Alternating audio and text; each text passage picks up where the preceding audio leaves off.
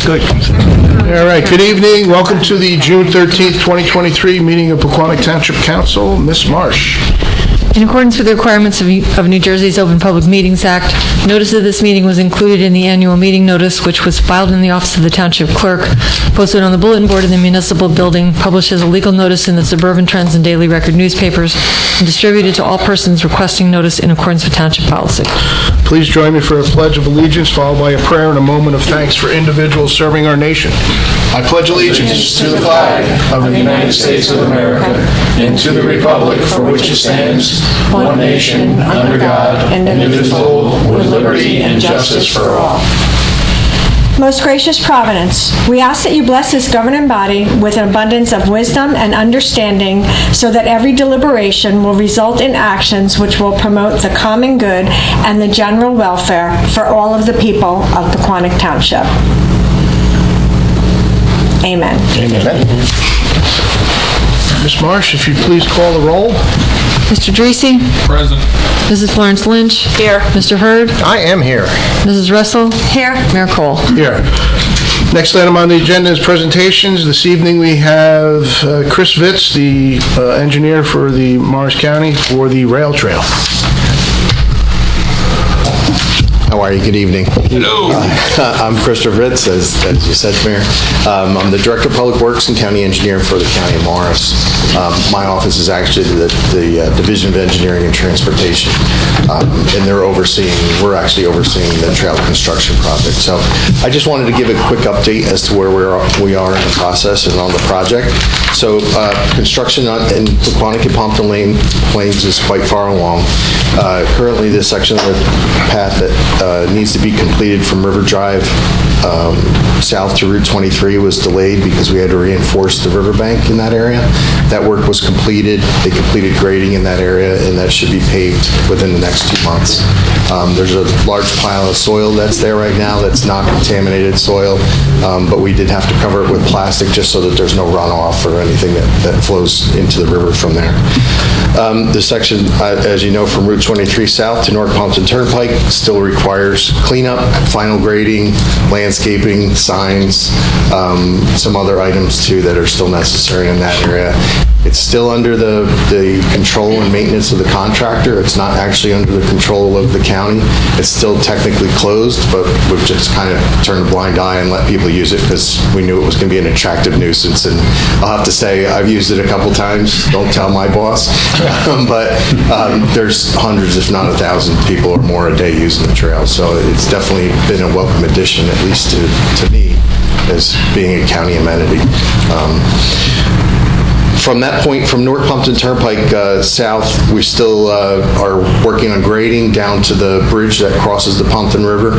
There was quite some substantial work that had to be done on the bridge. Once we got into the actual construction on it, ended up one of the piers had tree roots going down about 6 feet into the concrete, destroying it. So we had to actually jack up the bridge structure, and we're working on replacing that concrete at this time. That section of the trail, it's going to be actually raised across the bridge. It'll crown up as you cross the bridge, so there'll be a high spot in the middle that gives you visibility north and south along the river. So that should be a really neat thing to have on the trail. South of there in Wayne, from Hall Road to Ryerson Road, I'll just touch on it quickly. The grading is far along on that. They should be paving in that area also within the next 2 months. South of there, down to the terminus of the trail, quite a bit of it's up on a concrete, what we're calling a boardwalk, but it's not. It's just a raised bridge, really, structure. All the piles for that have been pounded into the ground already, and we're working to get the concrete structures for the bridge itself prefabricated. Once those are prefabricated, they'll be moved to the site and installed. We expect that to happen later on this year in the fall.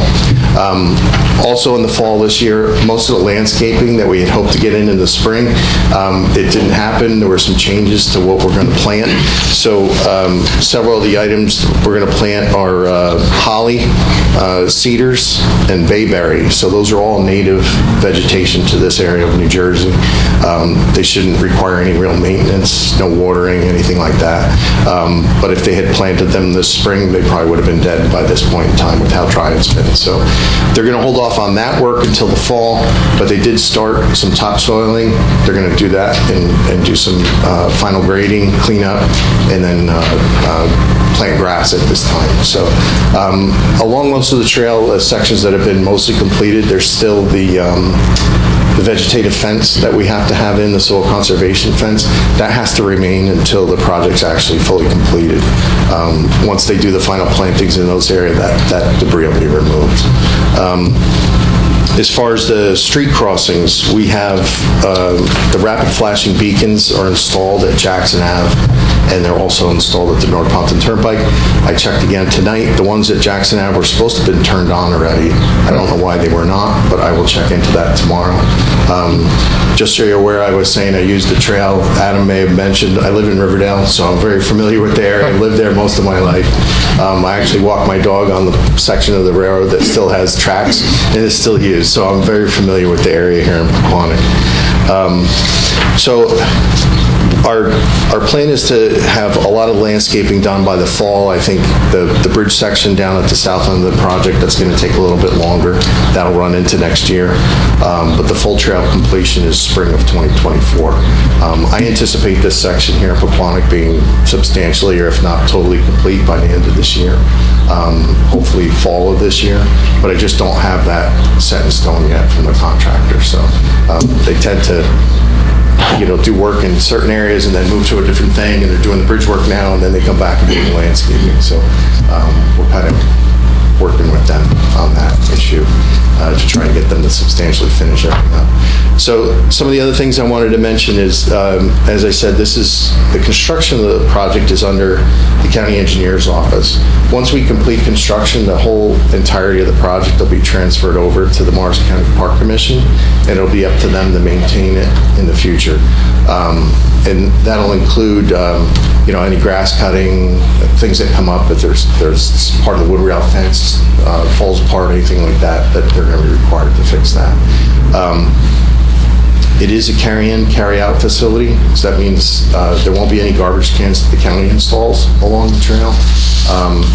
It's just something that we've done throughout most of the park systems, just because it's just cuts on maintenance for our guys to have to come out. Doesn't seem to be working. There's been requests for benches. Some residents have called, or some different entities have called, different businesses have called to place benches or pay for benches along the route. Those requests are being forwarded over to the Park Commission. Our office is not going to follow through on those requests, but the Park Commission will.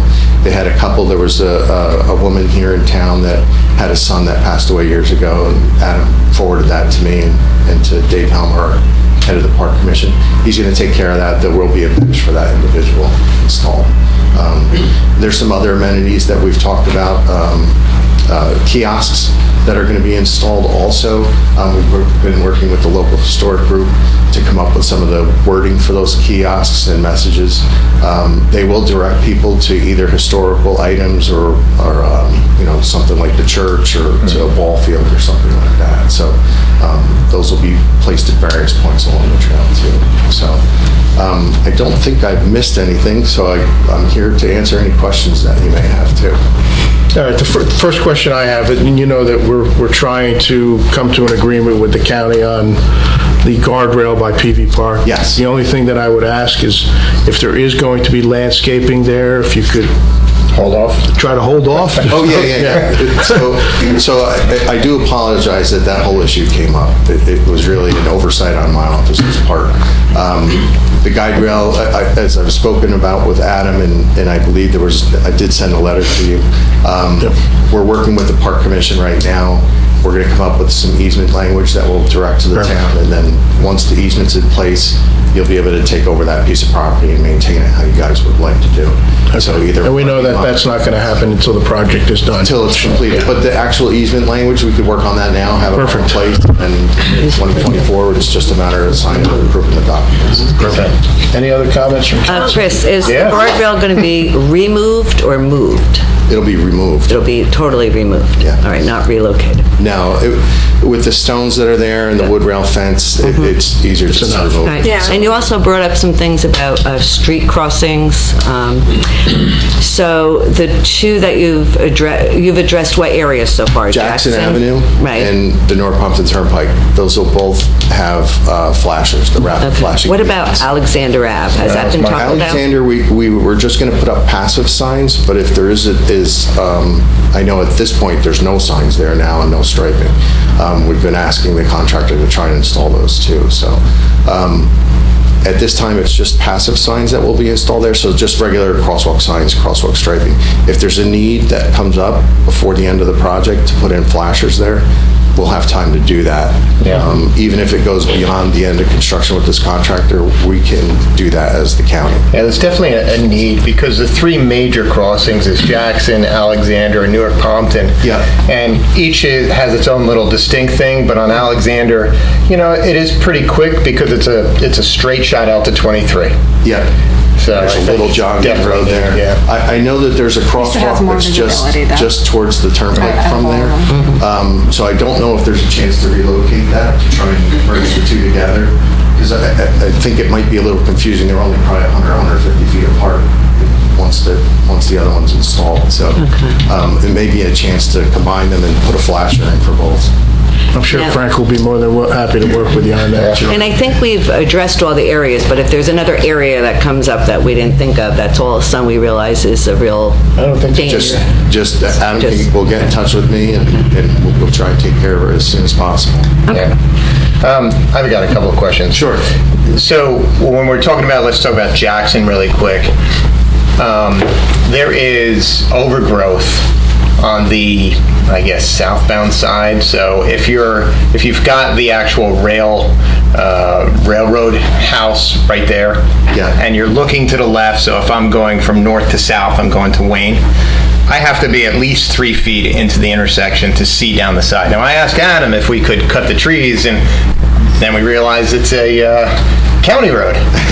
Yes. So can I get somebody to cut the trees back, We please? can cut the trees back. Or give us the ability, I'll go out there with my trimmer. Increase the visibility. Yeah, Yeah, yeah, that's not insurance liability. that's okay. They'll surely say that's okay. They'll jump on that. And then another major issue, how do we slow down the kids on bikes?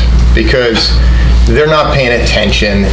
Like, I know in other Morris County parks, there's gates that are going across that can be open. Is that something that's going to be put here? That is going to be put there. If you see it, some of the crossings, there's 3 posts, or Yeah. 3 foundations in the ground, and those are being put in. There'll be a gate there at those crossings, and it'll make people slow down. I don't think it's a chicane where they'd have to go around it, but it does slow people down.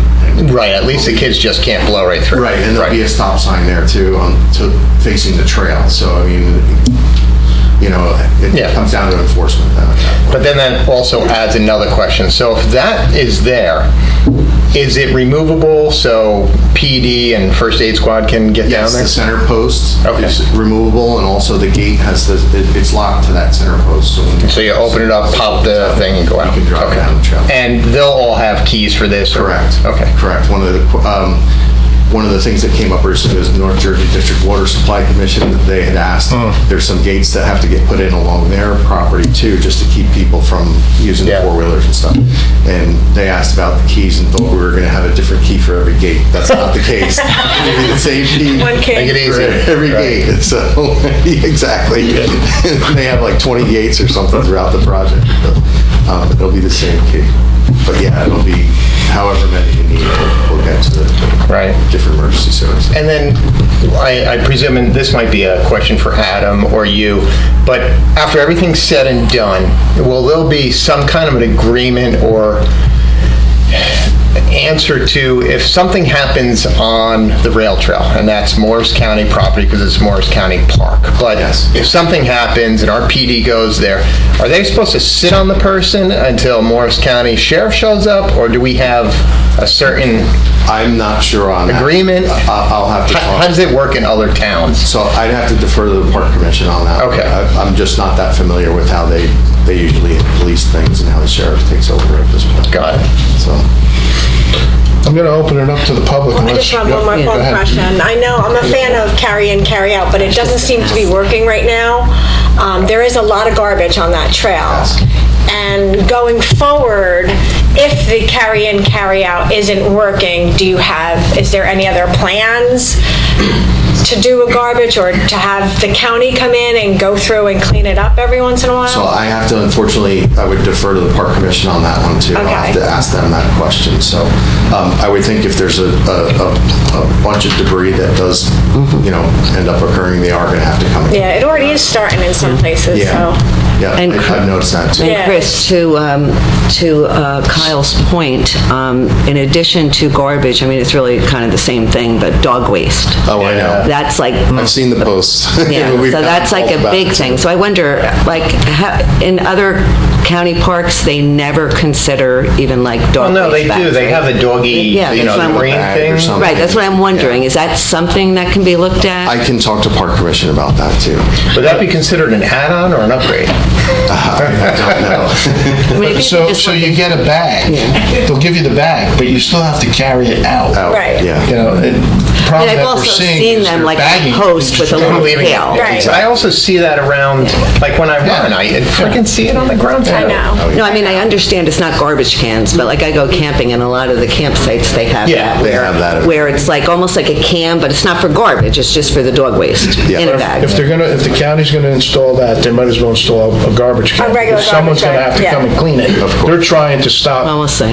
Having to have somebody come out daily to Right. clean it up. Right. Right. All right, well, we can look into it. One of the other things odd questions that we've gotten just before you open it up, there was a question about the use of segways, the Segway devices on the trail, and electric scooters and some other things. So the Park Commission defers to the state law. So if they're able to use those on a public sidewalk, they can be used on the public trail. So a Segway, we had gotten a complaint that somebody was using a Segway on the trail. Really? They're allowed to use it. So they're- So it's okay. considered a mobility device, just like an electric wheelchair or something else. There's certain speeds that it can't go over and all that stuff. But I just want So anything like that defer to state? correct, it's the state Okay. law. That's interesting, I didn't know that. Does anyone in the audience have any questions for Mr. Vitz before we excuse him? Sure, come on up, Mr. Andre. Thanks. Tom Andreas, 6 Elm Road, Pompton Plains. My only question is when we go under the bridge on Route 23, that is a very graphic eyesore, let me say. Is there anything that could be done with that? Or is there any plans to do anything with that kind of thing? So the county actually doesn't own any part of the bridge structure, but Okay. again, I will ask if we can have it painted over. I know that there's some things under there that should be painted. Right. So, Thank you. Do you know if they have like anti-graffiti paint or something like that? Paint that doesn't allow other paint to stick? oh yeah, there's definitely those kinds of paint. Because they just did a bunch of work on it and they improved it and then they repainted it. And then of course the next day. Well, it's in Point County. Yes. So, Exactly. Any other questions? Mr. Wells?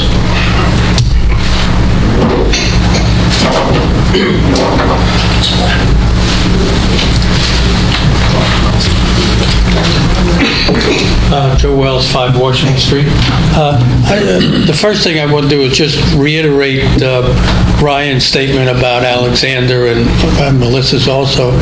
I think it merits immediate action in the sense that I think in many ways it's a more dangerous intersection than either the Turnpike or Jackson Avenue.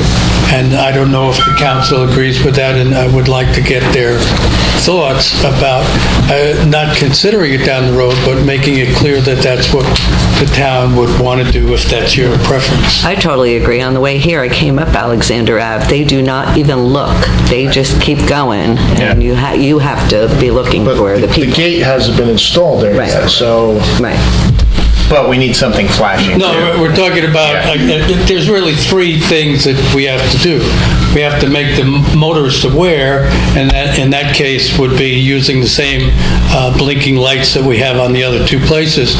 The gates and signage on the trail for the people using it, and a very strong education program in our schools to make the children aware that is not as secure as they think. There's a misconception. They get on that trail, there's no traffic, it's a very safe area, and they will tend to drive right, not stop at the stop sign and just go right through if they can. So all three of those things really have to be taken into consideration, or that's our town's responsibility.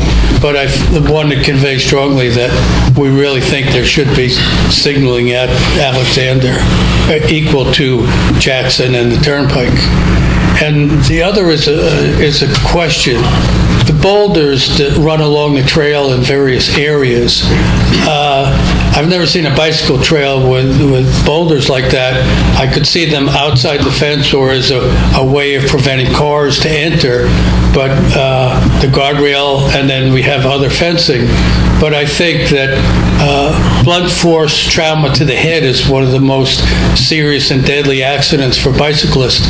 And to have us remove all the other obstructions along the trail and then implant those large boulders right adjacent to the trail, in my opinion, and I've done a lot of biking and belong to a lot of bike clubs and trips, I think that's a dangerous situation. I don't know what your thoughts are there. I'll have to take a look. Is there a specific area? Because I know there's some spots where the boulders are closer and some are further away, so. Yeah, they're inside the fence. In other words, if their object is to prohibit vehicles or other things, they're inside the fence line adjacent to the trail. And like I said, I think you're going to find occasions that I've seen it walking and riding on my bike there, that people will come across 3 or 4 people walking abreast. The bicyclist goes to go around them, somebody moves, they go on to the gravel section, lose a little control of the bike, and then the boulder is there. It's a dangerous situation. I can take a look at that. I might have to stop and take a look. Just this here where the boulders are mainly placed to keep the four-wheelers off the big section of the trail. Yeah, but the only thing, they're inside the fence. I can't see how they're going to accomplish that. And I'll take a look. All right, thank you very much. Thank you. Thanks, Joe. Thank you, Joe. Greg? Adam, while Greg's coming up, actually, what Joe said about educating the kids, is that something that Pequannock Police could do since they're already in the schools? Is that something that they would like talk about? Jay? Jay? Right here. Want some water? Aqua. Sorry. Councilman, I think something that would be through probably Parks and Rec, PD, we'd have to talk to the school about it. I don't think one thing would do enough. Right. No, but it's like when we talk about wearing, helmets. Correct. Like it would kind of be part of that conversation kind of thing, or just Correct. Right. And there's regular education about safe riding and not riding on Yeah, I was sidewalks going to say, I and know other they areas. always gave safe riding, and very few of them. That's all part of it, yeah. But I just think that it would need to be a multi-pronged approach to be effective. Yeah. Oh, and on that topic, though, my son, and is this true, if you are caught wearing a helmet by Pequannock Police, they will give you a Rita's. I know they did. Yeah, they did that last year. They did that last year? Yeah. Great idea. I will let the My son told me that, and I'm like, really? That's awesome. So, kudos. All right, Mr. DeBeese. Yes, Greg DeBeese, 480 Turnpike. First of all, what Mr. Wells said, I had thought the same thing about those boulders, and I'm an avid cyclist as well. And, just the kids that are on their phones, they're riding with no hands, they can just very easily veer off into one of those rocks, climbing around. It's definitely worth taking a look at. Thanks. But my question is, someone who is involved with organizing a lot of events in town, nobody hold me to this, but we're thinking of some possibilities for end of the year around Christmas, where we have a big Christmas extravaganza really out front here, maybe trying to tie in the other side of town, the M&T Bank area, Turnpike, and possibly using the trail. But if it's not officially open yet, Is there an issue with that? I'd have to see at what point we're at that time of year, maybe a month before or something, to see if it's a viable option. So obviously, if there's sections that are unpaved or... Well, everything's paved. It is paved, yeah. Right. We'd have to see it. Okay. So it's not, I'm not against it. Yeah, it's one of many ideas floating around, so let's not get too excited yet. But, other question, just a curiosity. How long is the trail going to be from Turnpike south? So, roughly? The entire trail is 4.8 miles. Right. I think from the Turnpike, it's 2.8 miles south of the Turnpike. And does it cross any other streets after Turnpike, or is it always? It does. It crosses Hall Road in Wayne. Okay. And then Ryerson Road further south in Wayne. Okay. And those are the last two crossings. Okay. Hall Road's not too bad. I mean, Ryerson, there's some businesses, there's a junkyard and stuff. Yeah, that's a real... Okay. Okay. But those are the last two. Not as busy as the three in our town. No, right. Ryan knows where I'm going with this. Yeah, I know exactly where you're going. Which actually, to build upon what he was saying, so in the future, when everything's done and it's wonderful, can we have events on it, whether it's a 5K That's or where I'm going with this. something like that? And is that something that they apply to county for? I presume they apply to county, The right? Park Commission, you would apply to the Park Commission, but I'm sure that they're more than happy to have any kind of events because it just draws people to the use of the trail. And that's what I really want. So, Okay. we've had requests for sponsorships. I had mentioned that before, to sponsor like a section of the trail. And maybe that's one of the answers about cleanup and garbage, that, kind of like an adopt loan program. Oh, right. Local business that says, okay, I'll pay for cleanup in this area. So we've had those requests already. Actually, it was a company in Wayne that made the request. A piece of the trail. But yeah, more than welcome to talk to the Park Commission about that, I'm sure. Yeah, we've been waiting for something like this, so yeah.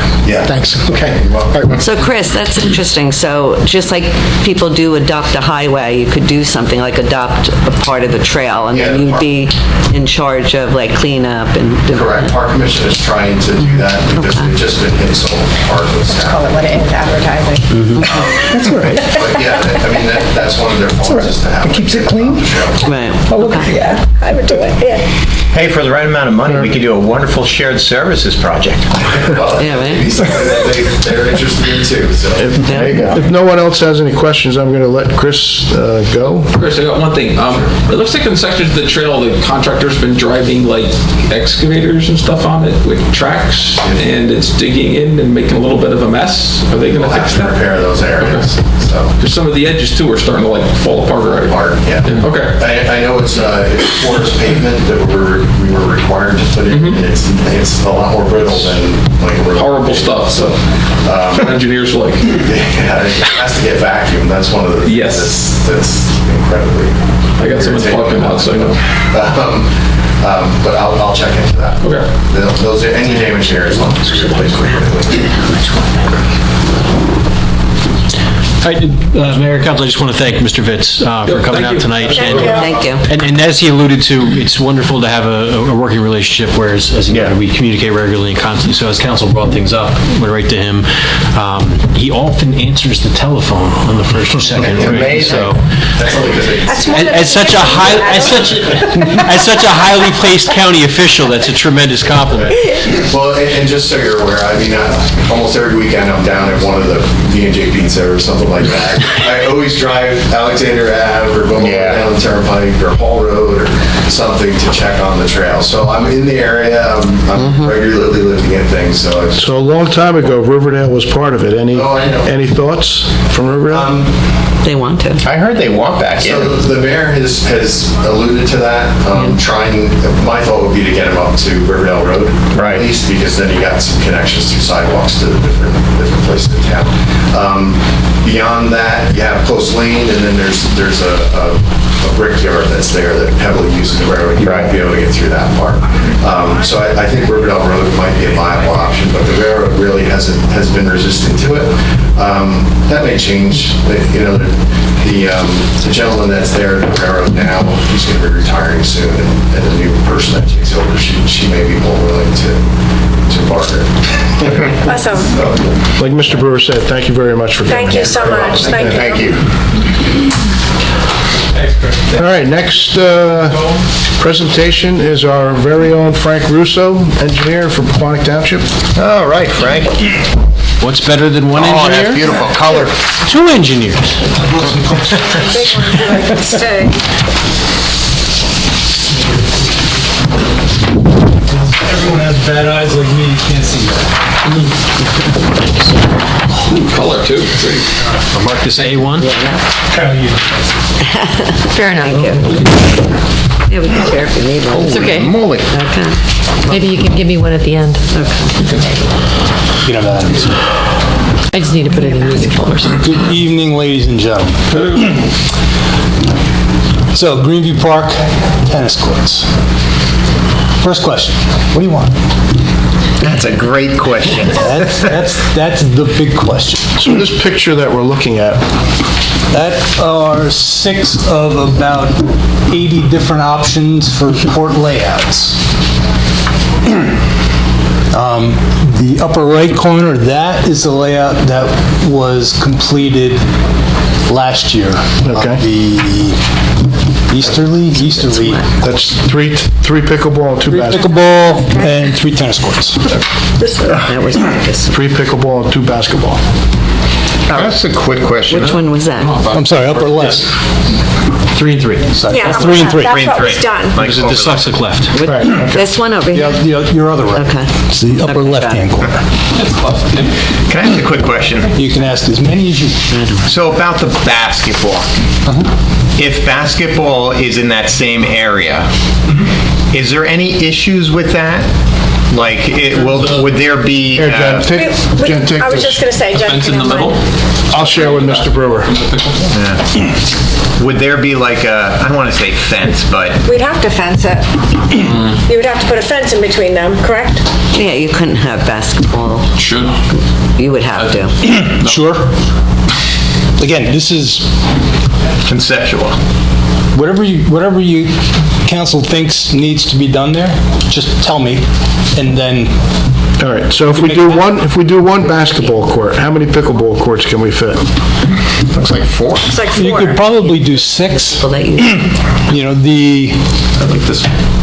Maybe here. middle bottom alternate, that's Yeah, I like the middle bottom. Right. I do too. that's 1 tennis But court. without the tennis court. That's- Yeah, Right, just do it all Without the tennis real Without the tennis pickleball. court. Without the tennis court, we could probably fit 6 pickleball in there. So that's nowhere on this then. No, like I said, there's wait. so many iterations. There it'll. Dave, I guess it would kind of be like this, 3 and 3. but this would be basketball. He would do basketball Okay. and 4 pickleball courts, no tennis court. Okay, so if we did 1 basketball and 6 pickleball courts, do we know how much? So each basketball court, it's about $15,000 per basketball court. Each pickleball court, it's about $2,300, and each tennis court is $1,200. So no tennis. We got 3 tennis courts on the other side. So Here's the question. Will it be done a little bit better than the tennis courts were done? Like, will it be a smoother surface? What are we doing with the surface? okay, so Yeah, that's, Lots of questions. that's the main problem, is the surface. that's the. If this was if you wanted to go with a complete soup to nuts, rip it all out and put it all back, that's somewhere between $375,000 and $400,000 for that side. Okay. A lot of it's removal. I'm not really sure how much asphalt is below the 3 to 4 inches that was placed on there. I don't think anybody knows. So, But that's the problem. and that, I think, is something that DPW and we're going to do at some point, is kind of skim off that top to see what's underneath. When we pulled the grass surface off last year, that side was in not so bad shape as compared to the side that's been out in the sun and the weather. So, depending on what's under there, that'll kind of force what needs to be done. You know, we could do a lot of that in-house. We have the capability, and that'll definitely save some costs. So you do recommend removing some of the top on the whole thing on the one side that's not done? The side that's not done, there's 3 or 4 inches that were put on at some point. That has to come off because, you know, That's definitely an ankle breaker all the way around because, it's just asphalt up to a fence. Okay. Then it's busting off. That 100%. That part has to come off. So if we Well, it did looks like that underneath. without taking everything out, do you have an idea?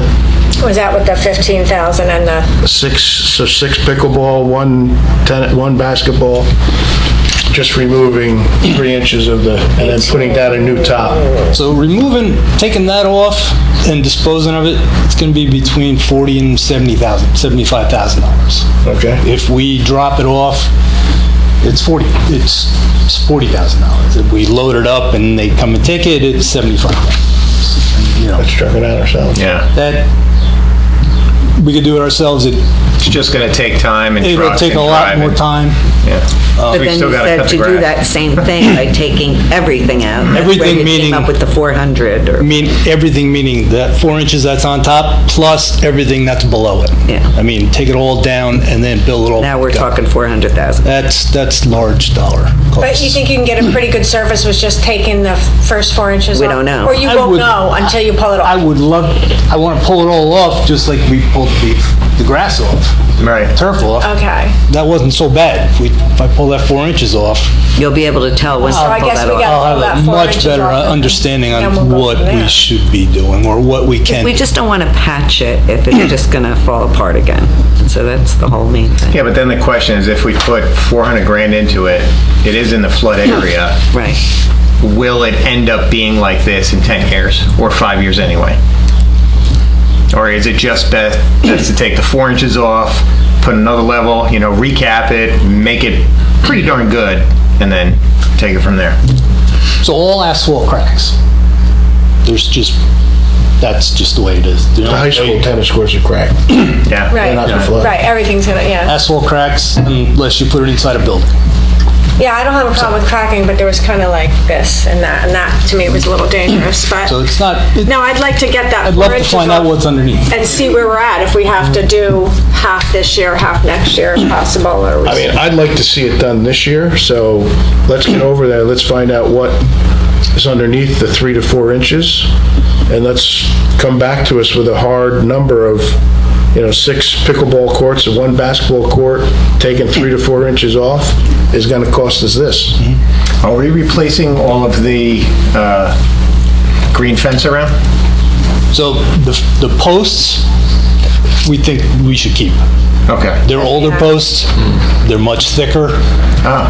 So they're older. Public Works and I are 100% on board. Let's keep the posts. Reskinning all the fence, that's, if we buy it and put it up, it's $14,000. If we have the fence company come in and do it, it's twice that. Okay. Yeah. There's a lot of fence. So are we upgrading all of those lights to LEDs? Yeah, I saw the lights were down. They've been trying to do it. Yeah. There was an attempt to do that, and it didn't go well. Yeah. So we hit redo on that. So the bottom line is, if I'm understanding the direction from council, 6 pickleball courts, basketball court. We currently have $127,000 in appropriations from the prior year and the current year budgets. We'll see what we can do based upon what they skim, and as soon as we have an answer, we'll report back to the council Right. to give an update on where exactly we are with specific enumerated costs, and then direction can be given. And Yeah. I mean, we're not doing anything with it now. We might as well start working on it and figure out what's Where we going go on. with it. Yeah. Yeah, it's time, and it's getting a lot of use. Exactly. So, yeah. Adam, just Start based going on somewhere. usage, I'm assuming that we got input not only from us, but Parks and Rec and the people that use it. We feel like those numbers are good. We'll have the 3 tennis courts, 6 pickleball courts, and a basketball court. We feel like that's a good... everything is good at a moment in time. Yeah. The challenge is trends, interests will ebb and flow, so we'll do what we can with the information we have today, and we adapt accordingly. So if something These changes will in the be- future, you do something different. At the end of the day, these will be dedicated pickleball, so they'll have the right height.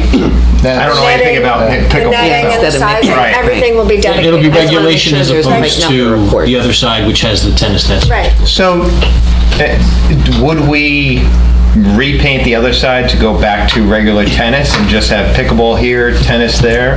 I don't Or think- would you I think still we keep can- it? I think we can leave the lines in case they need more as an overflow. Okay. I mean, we got an email. It's not affecting the tennis players. We got an email about pickleball lessons from Parks and Rec.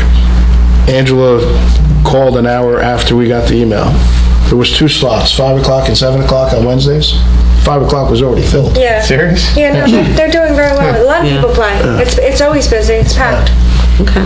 I think one of the challenges is being adaptable, and this is a site that did not receive attention for a significant period of But time. that's why we did it, to see the demand, and now we saw the demand, and now we can move forward and feel comfortable getting 6 dedicated pickleball courts.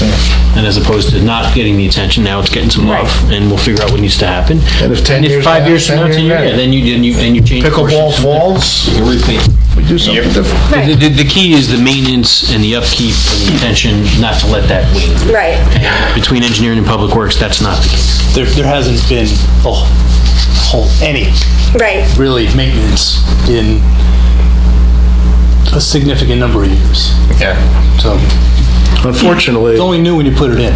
unfortunately, our parks have only really been getting some love for the last 7 or 8 years. I mean, up until that, they really weren't getting any love. So I'm happy to hear that they are. Yes, I agree. Awesome. Thank you, Frank, we are hoping that you find great base underneath the 3 inches. Maybe you'll strike oil. So like we did for the last one, we can open it up to the public for a few comments, if anybody wants to make any comments or ask Mr. Russo any questions.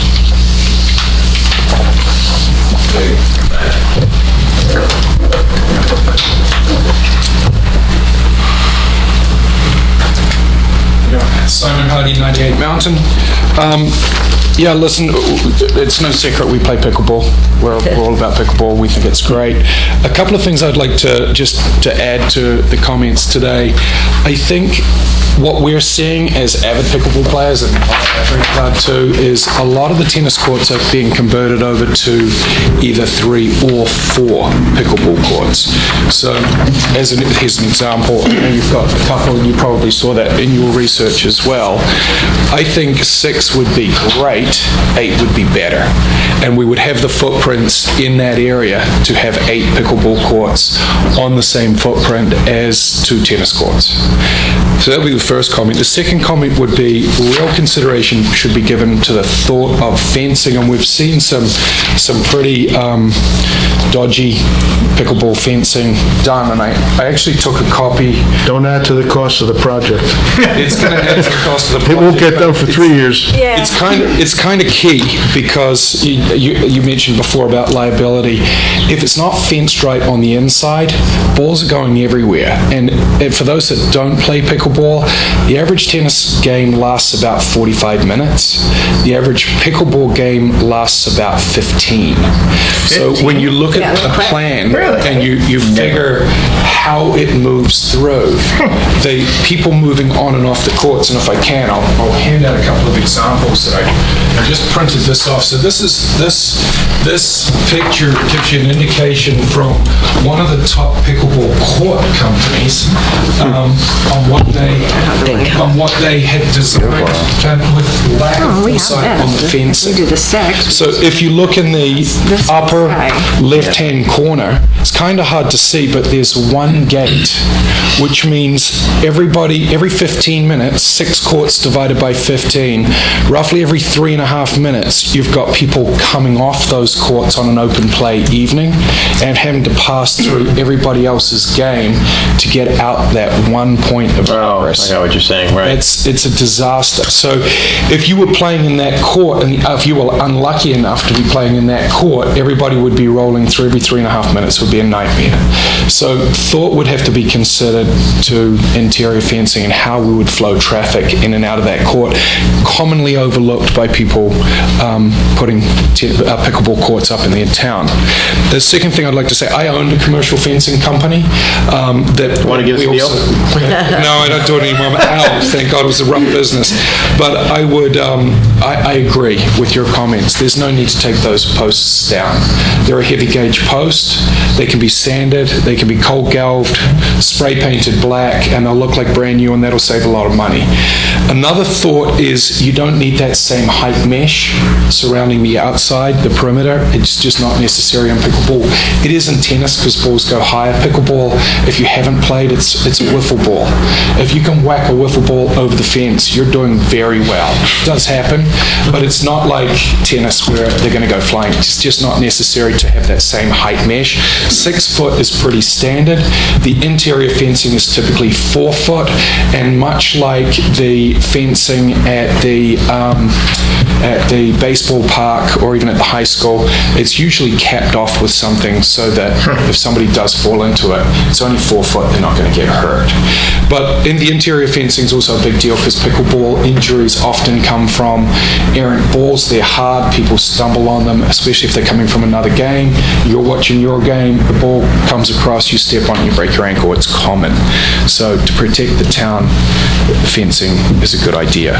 So I would say 6 courts would be fantastic because we'd still have the overflow. As Kyle said, we'd have the overflow of 7, 8, 9.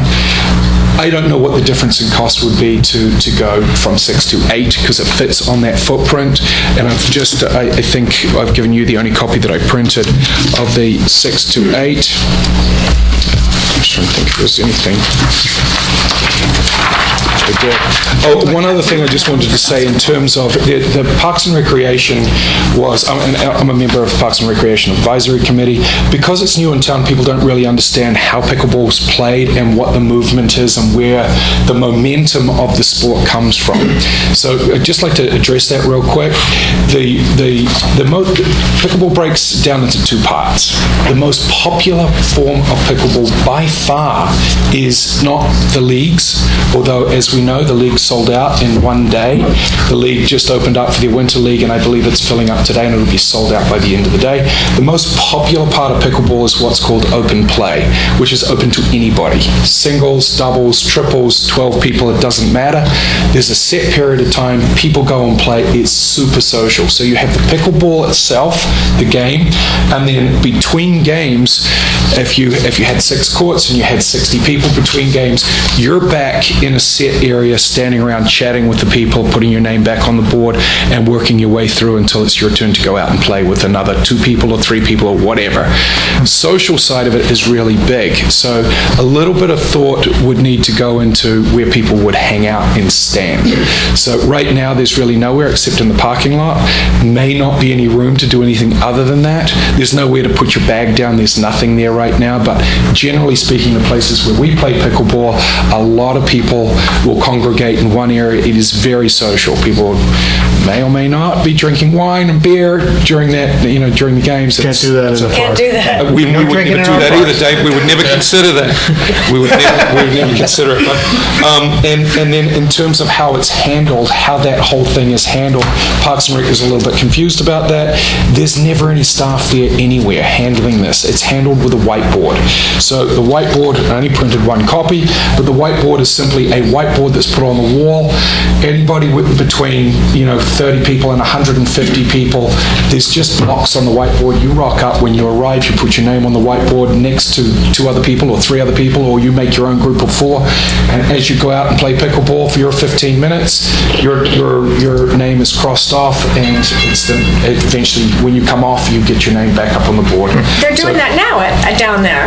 Yeah. I bought the whiteboard up. Okay, I was going to say, because my son goes like every other night. He's there. It's really just to keep the flow moving. Yeah, it's sort of the awesome. standardized way of doing it. Parks and Rec was concerned, do we need to have somebody down there?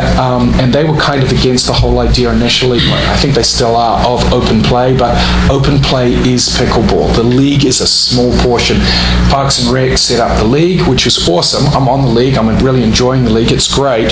But open play is really how the community gets involved. And from that point, I would say Pequannock is in its absolute infancy. Tonight is the ribbon cutting over at, what town? Close to here. Belleville. Clifton, sorry. Over at Clifton tonight, where they're opening their pickleball courts to a big fanfare. And so it's certainly in its infancy here, and I think it will, if it's like anywhere else in the country, fastest growing sport in the country, it'll be pretty big. 6, good, 8, better. I'm not going to, I'm going to speak for myself on this, and I hope council agrees, but my feeling is, I think we need to get this done as soon as we can, and if we can, maybe we'll add the fencing at a later date and bleachers at a later date. Yeah. I'd like to see it done, because right now, it's useless. No one can play on what's there now, so if we can afford to do it this year, I'd like to see it get done this year, so. And Frank, I mean, if you could fit 8 courts, God bless you. I with the agree, basketball court. but I also want, once we decide to do this, if we do it, I think we should do it right.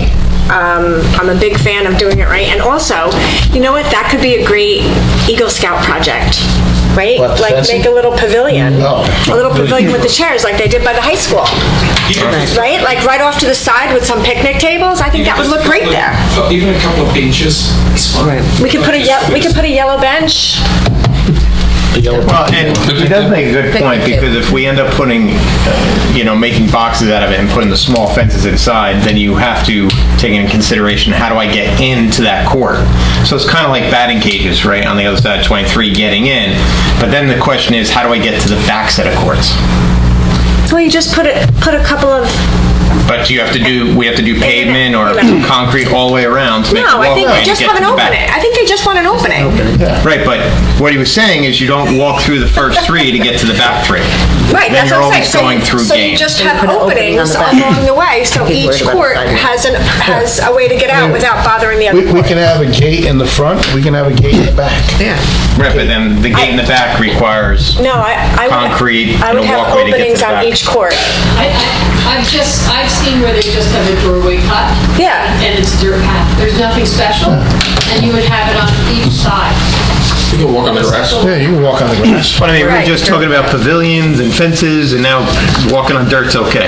I think it's, That's where I get a little I think if it's okay with council, we got some homework, we got some clear direction. Yeah.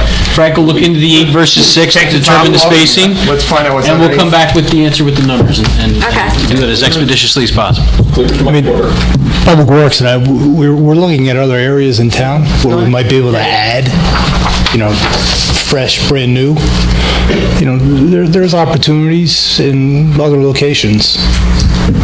I'm a firm believer, let's take care of the parks that we have now. Right. That's Before we start what we spending got money right somewhere now. else, Because we still have to deal with that other court that's kind of falling apart there. Over by the pavilion there. The handball court. The handball court. Yeah. Thank you, Frank. It's on the to-do list. Frank, thank you very much. Want to have a nice evening? Thank you. Thank you. All right, We know where to find it. at this time, are there any reports or comments from volunteers serving our community? Greg, you're more public comment, so, go ahead, Jay. Good evening, Jay Walczyk, 26 Poplar Avenue. I'm speaking for the Historic Commission, and first of all, it's been a pleasure to work with Chris Vitz on the historical information for the bike path. He reached out to us on his own last fall, and we've been giving him great information, discovering great information, historic photos. It's up to them. They hire a professional writer to put it all together for each of the kiosks, and it's just been a pleasure working with him.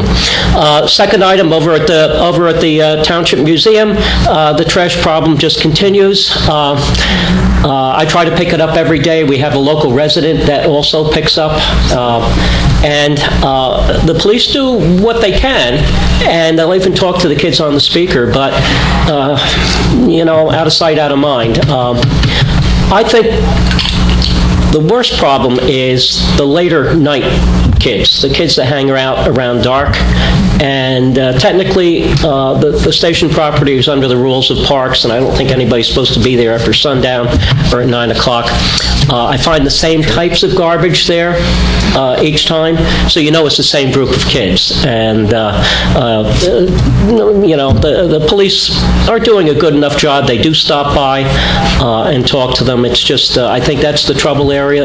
Late, we had a little vandalism. Our information kiosk that was billed as the Boy They Scout. already broke the plexiglass on the Eagle Scout Plexiglass, unfortunately, he used 16-inch acrylite or plexiglass and not Lexan. So we're looking at getting that replaced by a donation. Okay. And 95% of the kids that hang out do throw out their garbage. So, it's just a little 5%. But other than that, the last positive note is, because I wasn't here in May, Pathways of History, the Morris County Museum Tour that happens over a weekend, second weekend in May, was a great success for us. We had almost 80 visitors. Historical Society had well over that at the Martin Berry House. The thing we noticed, and I think is a very positive thing, over 25% of our visitors were people from the township, local people. I've never seen that high percentage.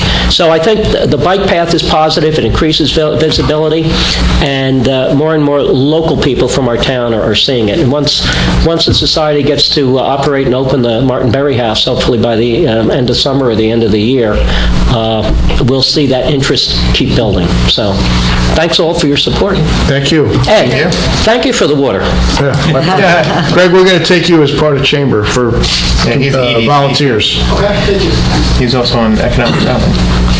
I think he wants to talk to us about Chamber of Commerce. We'll let him see. Yeah, I'm in chamber capacity. Oh, you're doing Chamber, not EDC? At this moment, Okay. So while you're handing this out, there's proper forms that need to be filled out with the clerk. I saw your email, and I saw that you're looking for final approval. I don't think you're going to get final approval without filling out the proper paperwork. Am I correct, Carol, by saying that? Yes. Yes. I understand that. The concept, I want to make sure it gets approved before I go through all those hoops. Is that fair? We can't do anything. Look, I have no problem. I'll fill that paperwork out tomorrow and we'll do this again. But I think you're just looking for our Feedback? opinion, if you think this could work, and then you would fill out the forms for final approval. We can't give you final approval. Okay. Yeah, no. That's fair, yeah. We can give you our opinion. Right. I'm not going to say no. But I do have everyone one else question. fills out the paperwork. There's insurance certificates that probably will be required. Okay. So I would say, you know what? If you're looking for a straw vote tonight, Kyle, what do you? Yeah, I don't have any problem with it. Ryan? I do have one I question. still would prefer the street fair, but... Yeah. I have a question. And I think this is, sorry. No, go ahead. Okay, let me just finish. Yeah. I think you're at a long day. I don't know what you plan on doing for vendors, or what the vendors are doing, but asking a vendor to be there from 1 to 8 and they can't leave, I don't know that you're going to get a lot of venders in. That's a long time. I thought it was 12 to 8. Yeah, it is 12 to 8. That's a good point. Because usually vendors, they got to come in early and they're not allowed to leave till the event is over. Right. So to get a vendor in there, Greg, for that long a time, It's a good point. Yeah, I hadn't thought about that, to be honest, and I might run up against, I don't know where around that without thinking that through a little more. I think it still has to be that way. right, but yeah. Especially if he sells out at 4. Well, if they sell out, plus they just don't want to sit there and give their whole day Right. in July as a vendor. That's why most things are usually like 12 to 5. And a lot of them are itching to leave at 3, which is why you put in your contract, you're not allowed to leave, or they would all take off at 3. Yeah, I might be able to shave an hour off or something like that, hour and a half by cutting the time of the first band, so it's something to think about. I'm just wondering if you can do something like, do a concert and the vending part is maybe from 1 to 4.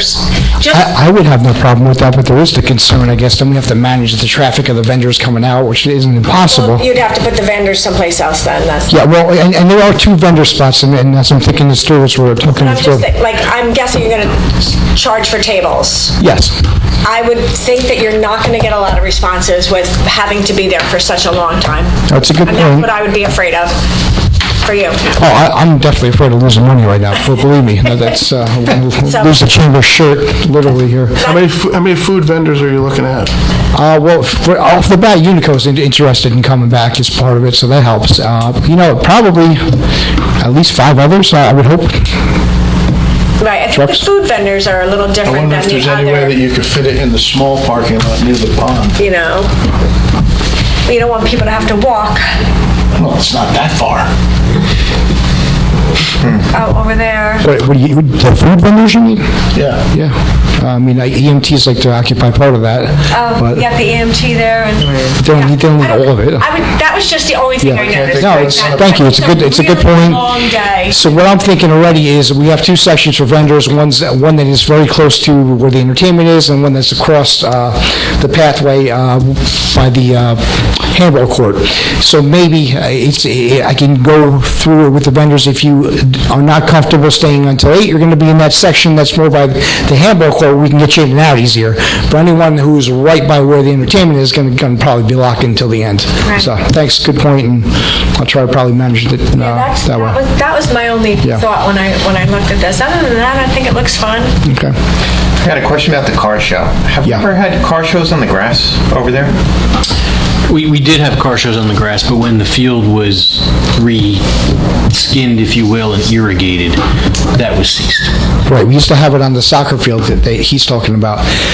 Now we're talking about the outfield section where they have a lot of activity at the hoedown, and, Parks and Recs is fine. You're talking about where the two small baseball field, right, yes. I think you're shoving a lot into a day. You might want to skip the car show. Yeah, I mean, the hoedown used to do it as part of it, so that there was a precedent, they made it all work, and I gotta find a way to make money too. No, but we have a hoedown. Right, but they don't do a car show as part of it anymore, though. Right. The car show on its own, when it was at PV Park, was an absolute success. I mean, it was packed. It was great.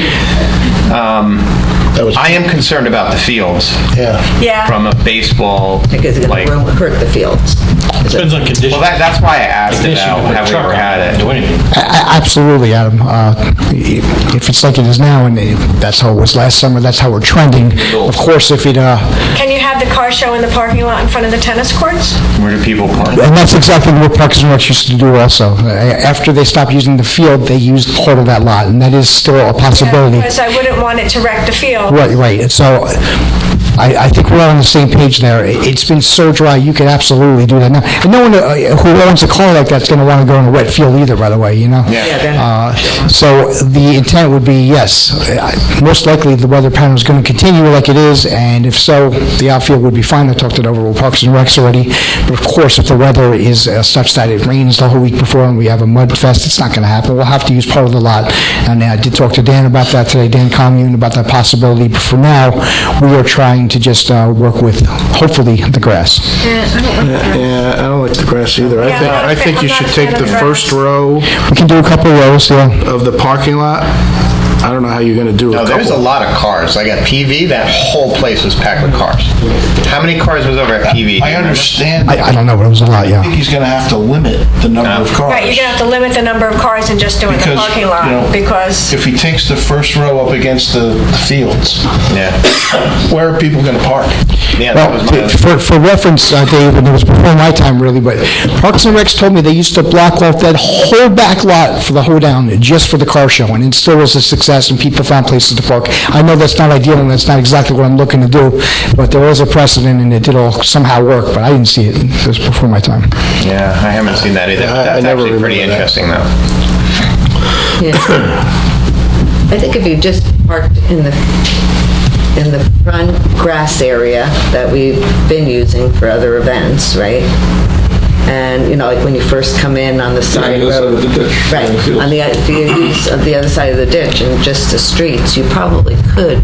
You could probably shut the parking lot down and just... And I'm not against that either. My thought, why that would be the last resort to me, is because it's kind of out of sight, for the people with the car show, they're not going to really see the concert, they're not really a part of it, they're all off to the side a bit. Parking the people's cars there, but have the car show in the parking lot.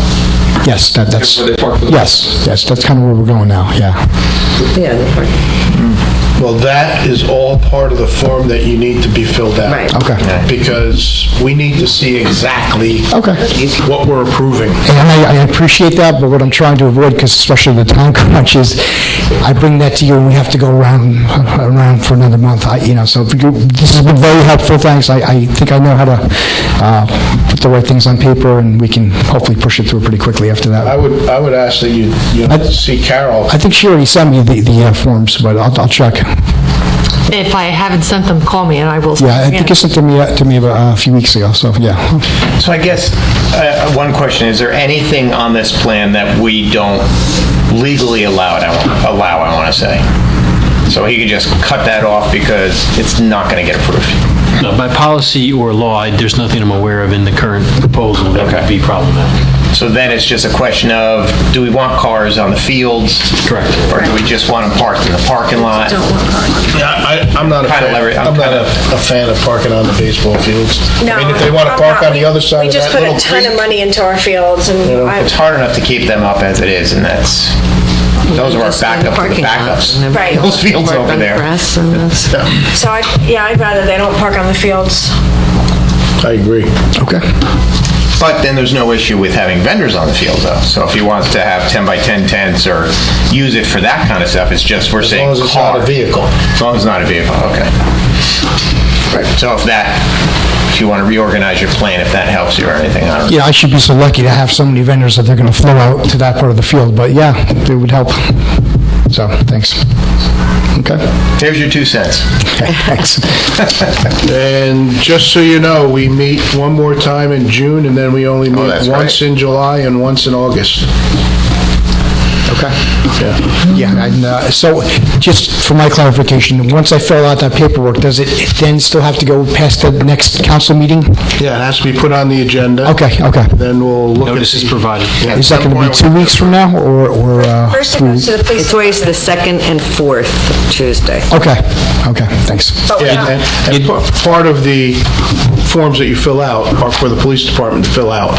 Okay. I would imagine Mr. Dan Comune, Chief Comune, has already. Yeah, I had met with him said so, today, You know, yeah. it's just a formality for But him. he's got to sign off on the He report. wants to look at it. That too. gets- Okay. Yeah, we Yes, can well- expedite departmental review because of the communication that's already taken place. Yeah, it would It be is- it approved is on the required. 27th, Okay. First That possible. would be the earliest. the earliest. Yeah. Yeah, and then that gives That's me a if all month to... planets That should, align. but that should work, Yeah, Yeah, right. okay. I think. All right, thank you all. All right. you. Any other reports or from committee? No? All right, we're going to move on to the next. Next item of the agenda is public comment. This public comment period will be limited to a total of 30 minutes.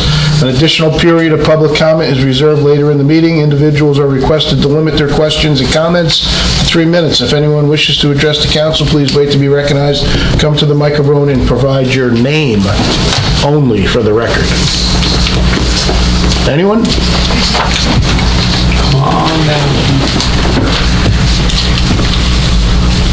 Hi, Dana Witzak. Here because today when I came home from work, once again, glass all over the street. This is the third time within a couple of months. From the garbage company? The garbage people, it's getting really out of hand. I've called and complained about this. They tell me to call Waste Management, whoever it is, Gata. Okay, I call, they laugh. They hang up, that's it, we're done. But my tires are $400 each, and if I have to replace one, I actually have to replace probably all of them because I have all-wheel drive. All right, and I don't have $1,600 for mounting everything included, but this is the third time within maybe 3 months. There's 4 different colors of glass. There's green, blue, white, and like that amber color. So I don't know if it's coming from them missing that big hole that they put this stuff in, or if it's when they close it to pack it in and it's coming out. You don't have that color glass in your... And I don't, no, I have clear glass very rarely. Obviously, it's coming from somewhere other than... I don't have cameras, so I'm not there to film them. And unfortunately, my remote days are not Tuesdays and Fridays, so I can't see what's really going on. But this is the third time I've cleaned up glass, and there's quite a bit of it. So that's why I'm believing that it's coming when they close the thing and it's shooting out. And they see this. You're not going to tell me they don't see this, I believe that they know it's there. The other thing is with the garbage cans and our recycling buckets, we put them out nicely, we put lids on them and everything, and, my bins end up in the middle of the street. They block my neighbor's driveway across the street, and again, I've called and complained about this. It's really out of hand now. And I don't get garbage for free. My pickup is not free, and I'm sure nobody nobody else's is either, but, well, I hope they're not. The last time I did... Everybody in town pays for garbage. The last time I addressed this, maybe about 2 years ago, the response that I got was, well, there's almost 5,000 people that have garbage collection in this town, and a couple of times isn't so bad. That I don't want to hear that anymore. I need this glass to stay off my street. I'm out there sweeping it up, hopefully for my neighbors, maybe kids riding bikes falling down, and they're big pieces of glass. They're not little tiny things. Got a question for you. Are you seeing it all the time, or is it on Tuesdays with glass recycling? Tuesdays. So it's got to be each time was recycling. on a Tuesday. Okay. Yes. That makes sense, yeah. And, but like I said, they see it. One day I did see it, and I chased the truck. Don't think I didn't, okay? I did chase the truck and made them come and clean it up. They weren't leaving. They did come and clean it. But, so technically this is 4 times. 3 times I cleaned it. I have not seen glass in the road, but... I haven't seen it, but I'm not looking for it either. I'm not paying attention, so. Well, I still have it. I can bring it down to you and show you the pretty colors. But, I mean, they can be a little bit more mindful or respectful of this. There's no way they're not seeing this. They're in the back of the truck. Somebody's pulling that handle. Stupid question. Do you think it's coming from because it's not your glass, you're saying? It's not my glass. So is there like a neighbor that's putting out just way too much, where it's falling over and they can't pick it up without... You know... We don't know. Where the glass is, it's not coming from an overflow of a can. Oh. It's definitely in the middle of the street where the truck is. It's coming from the truck. So again, I don't know if they're missing that big hole or if it's when they compress it that it's shooting out. So, but they're pretty big pieces of glass. Adam, They're not is small. it possible for you to just make a phone call? Oh, absolutely. But so you can make a phone call and see if they can just be a little more careful. I'm wondering, if it's an older truck or something, where stuff's getting out. I don't know. Well, there's physical people doing this job. It's not I'm just trying to figure out why it's happening. Yeah. Can I just interrupt long enough to ask you to spell your last name? Witzak, W-I-T-Z-A-K. Thank you. Dana is D-A-Y-N-A. So, I'm sorry? D-A-Y-N-A. Didn't think to ask that. Thank you. All right, well, I appreciate it if you Thank can reach you. out. Thank you. Any other public comment? Yes.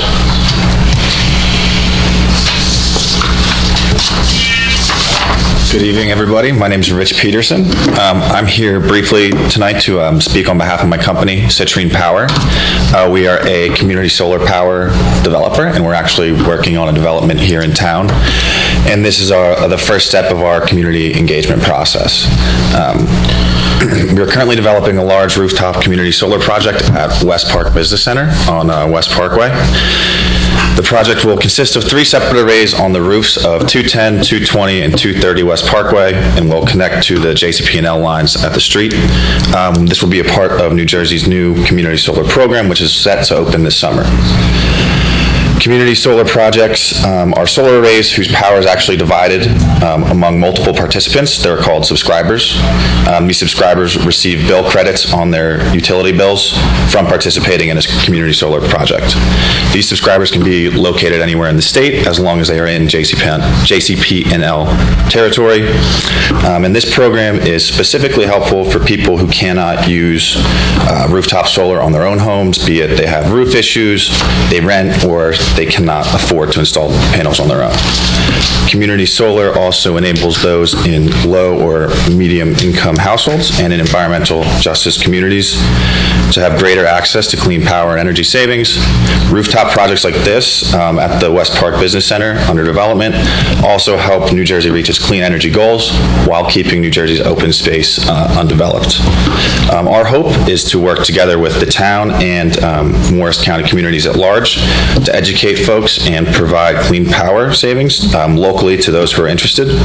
As part of our outreach efforts, we're also reaching out to the Chamber of Commerce, Morris County Habitat for Humanity, some local houses of worship, and the Morris County Housing Authority to try and inform and educate as many in the local community as possible. For anyone interested in the program or about our company, please visit njcleanenergy.com, or you can reach our company directly at info@citrunepower.com. Thank you. And if anyone has any questions, I'll be over there in the back. Thank you. Thank you. Thank you. Any other public comment? All right, we're going to move on to the next item, and that is the manager's report. Mr. Brewer.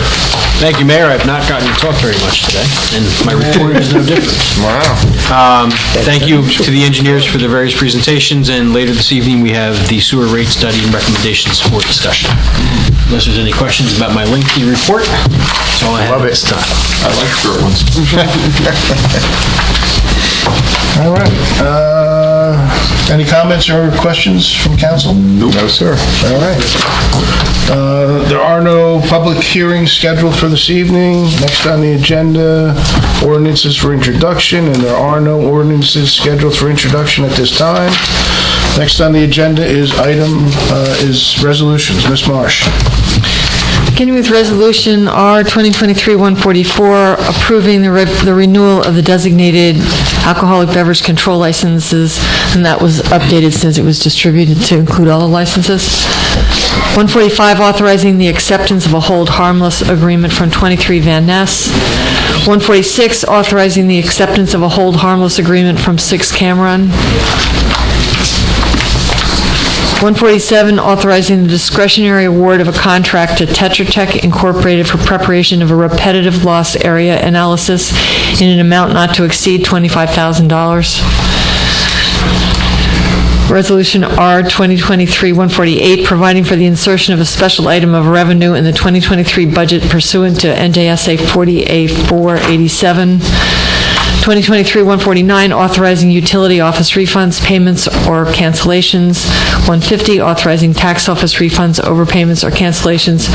And 2023-151, approving payment of the itemized claims as set forth on the June 8th, 2023 bill list. Are there any comments on the resolutions from council? No, sir. Is there a motion to adopt these resolutions? I'll make a motion to adopt Resolution R 2023-144 through R 2023-151. Is there a second? I will second. Roll call, please. Mr. Dracy? Yes. Mrs. Florence Lynch? Yes. Mr. Hurd? Yes, but I abstain from R 2023-146.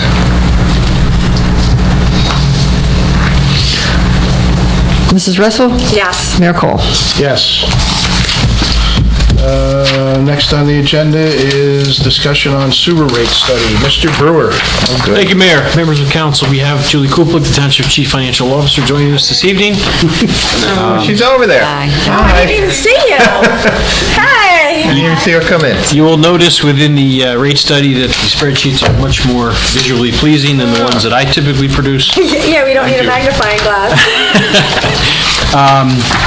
We've discussed over the last several months with the procurement associated with the Route 23 project, which for the benefit of the public goes back to 2017-18, the impact on the additional costs associated with the bid that is the now lowest responsible bidder was second due to the bid withdrawal that we previously took through a process. Many reasons present themselves for the delay in getting the project completed. Primarily, it was the acquisition of the necessary easements of those property owners who were resistant to the point of retaining counsel and in some cases almost litigating. We also had some COVID challenges, but the bottom line is, as the council's aware, we went out to bid to get the project done. Bids came back. We are roughly 1.4 million short for the Route 23 project.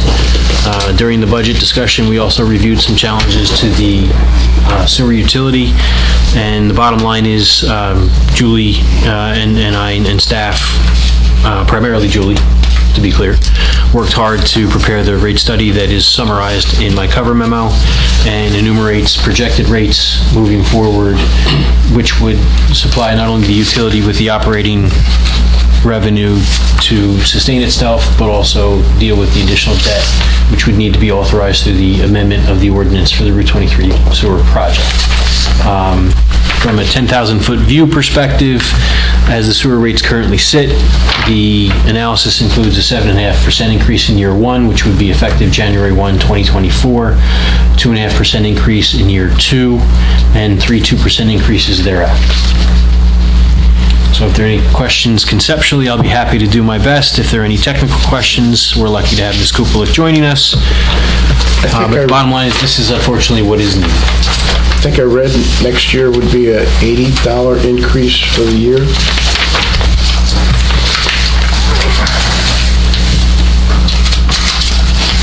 I haven't actually done that math. Yes, just about $80, yep. Yes, 81 So to be specific. $20 a quarter. Which, on itself sounds bad, but it has just gone up, from what we were looking at in 2019. We did everything we could to get it done back then. We just couldn't. It's not like we Yeah, it wasn't wanted to. possible. Yeah, just. Well, we were paying debt service back then, that's the problem. Yeah. Correct. Yeah, and there was $4 million of the debt. We were paying debt taken in services on our own, 2018. which allowed it to get in the red instead of slowly rising it to cover the debt service way back when. Going back several years, there was discussion in public with the council where bond counsel and other professionals were present, and the most effective way to make use of the money that was taken out was completing the project. Right. Because then there's at least an opportunity to realize the assessment revenue as well as the rent revenue. And unfortunately, there's a short-term pain for a long-term expansion of a system which will aid in economic development and is the right thing to do for the sewer utility. But But it's now, painful. the Route 23 sewer project should be done when? Next year.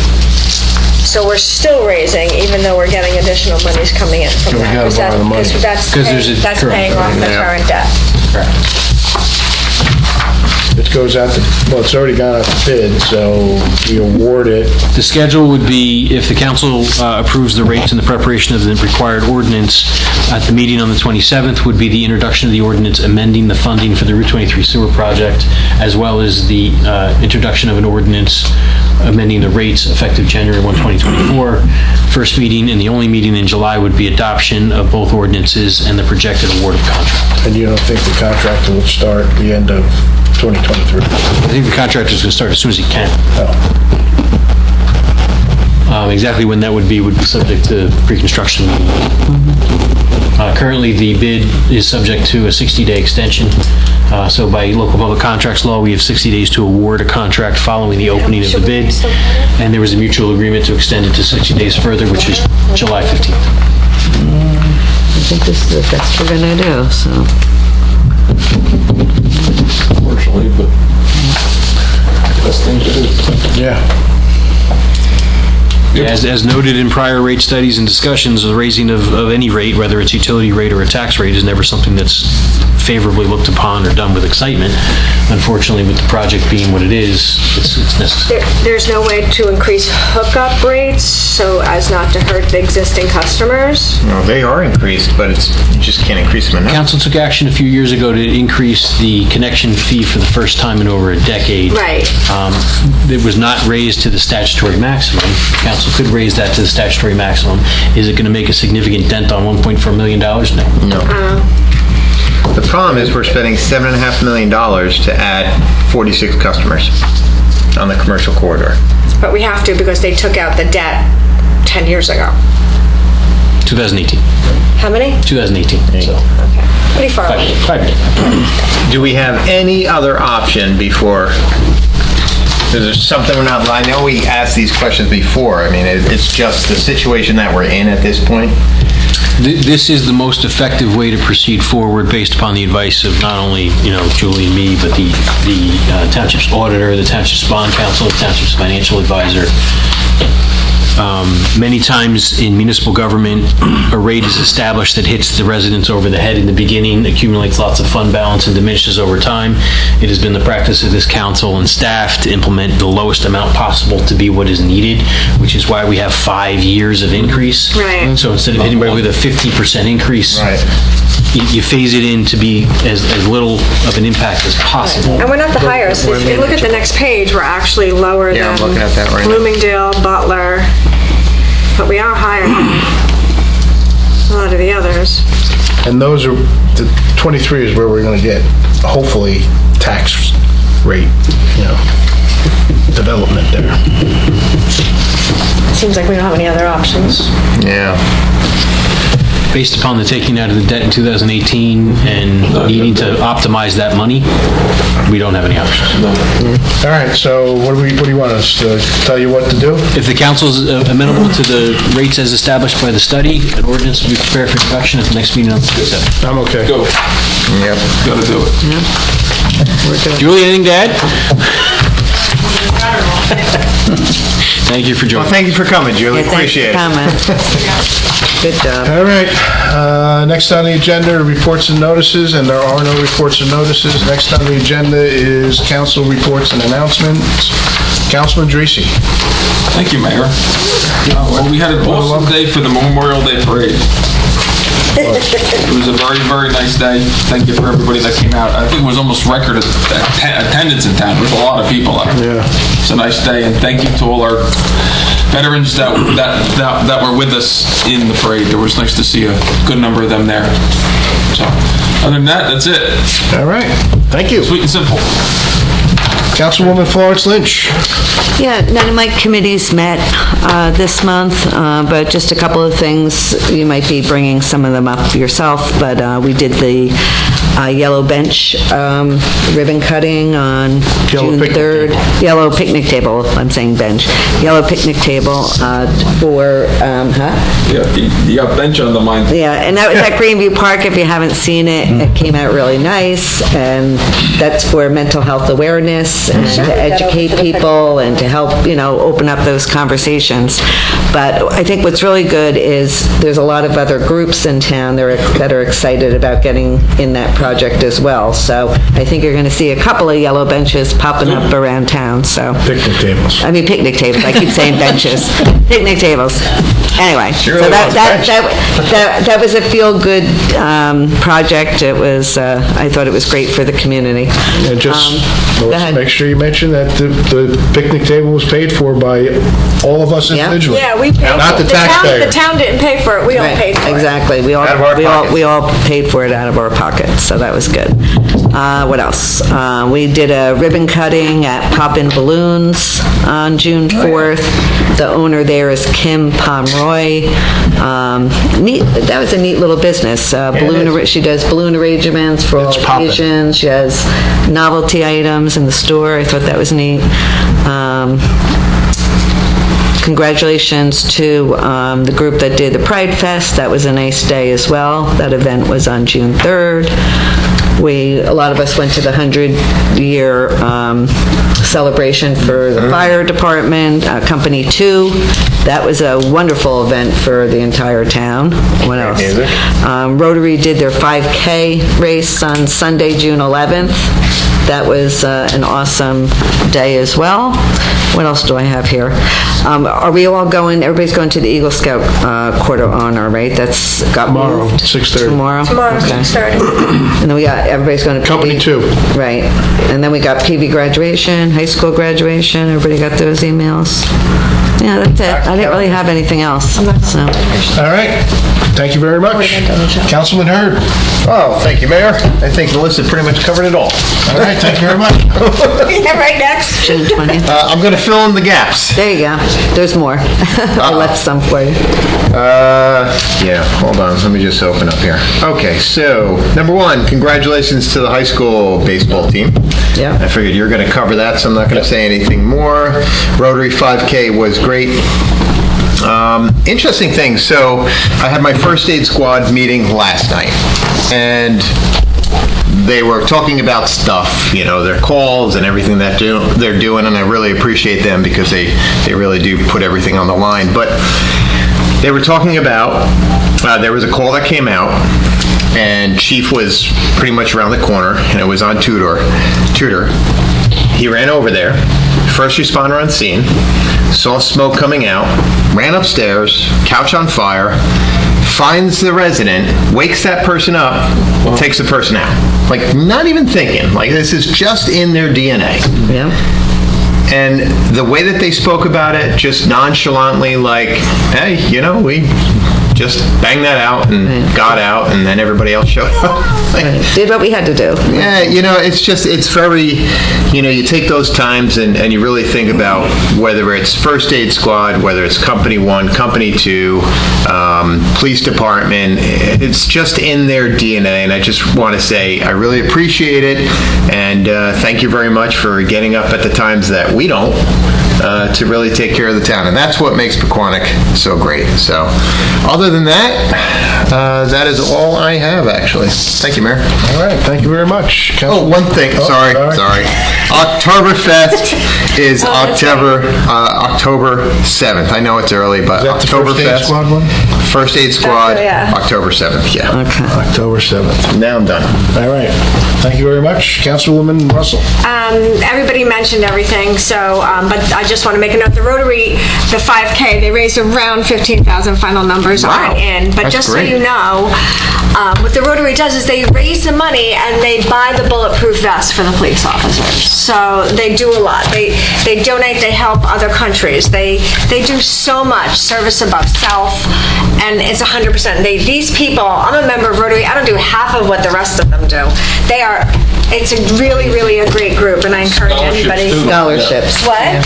Scholarships. They gave two 2,000 to Pequannock, 2,000 to Morris County VOTEC, and $2,000 to Boot. Yeah, to Boot. And so they do a lot for people, and they really are a great group if you ever have a chance. Environmental is meeting tomorrow, Wednesday at 7:30. I may not be able to make it because we have the Eagle Scout. Library is meeting Tuesday, June 20th at 7 p.m. And I believe Planning Board, Not until July. we do have something in July, right? Yeah. On the 3rd or something? No, it's we're going to go with the 2nd. Okay. It's the 17th. Oh, so they Because the pushed it back. 3rd is the holiday weekend or whatever you want to call it. So, okay, and that's all I have. All right, thank you very much. All right, so I got a few things. So congratulations to the PV Middle School softball team. They're county champs. They came from behind to win in 10 innings, extra innings. Great accomplishment by them. Congratulations to the boys baseball team, Group 1 state champs. They were down 4-0 after the first inning. I was there in Hamilton to watch the game, and I was like, oh boy, this is not going well. Game. I watched it online. It was a great game. So they were losing 4-0 after the first inning. They battled back to win 5-4, which was a great win.